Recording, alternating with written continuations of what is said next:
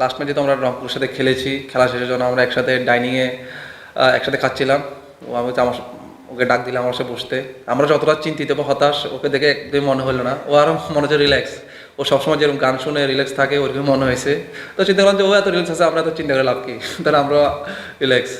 ভাইরে ভাই, যখন ক্রিকেট দুনিয়া উত্তাল, আইপিএল থেকে কলকাতা নাইট রাইডার্স দল থেকে মোস্তাফিজকে বাদ দেওয়ায় আলোচনায় ঝড় উঠে গেছে, ঠিক সেই সময়গুলোতে মোস্তাফিজ রংপুর রাইডার্সের হয়ে বল হাতে আগুন আর মুখে সেই চিরচেনা হাসি।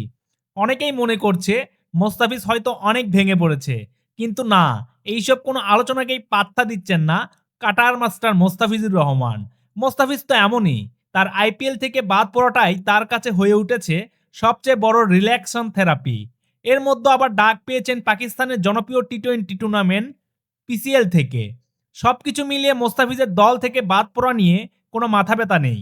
ইতিমধ্যে রংপুর টিম বাসে বসে হাসতে হাসতে এমন একটি গান তিনি শুনতেছিলেন, যে ভিডিও ফুটেজ সহ গানটা মুহূর্তেই সোশ্যাল মিডিয়ায় অনেক ভাইরাল হয়ে গেছে। চলুন আমরা সেই ভিডিওটি দেখে নেই। ভিডিওটি ভালো লাগলে একটি লাইক দিয়ে সবার সাথে শেয়ার করবেন এবং চ্যানেলটি সাবস্ক্রাইব করে আমাদের সাথেই থাকবেন। চল। এবং একটা দারুণ গান ছেড়েছেন। ওকে ভাই, ওকে, থ্যাংক ইউ। আসসালামু আলাইকুম। ভাই, কেমন লাগবে?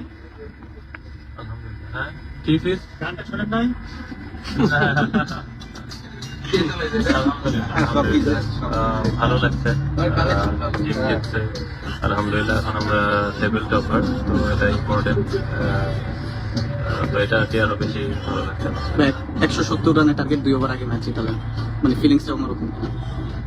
আলহামদুলিল্লাহ, ম্যাচ জিতছি, প্রতিটা ম্যাচ জিতার ফিলিংস যেটা সবসময় ছিল, খুশি লাগে টিমের জন্য ভালো।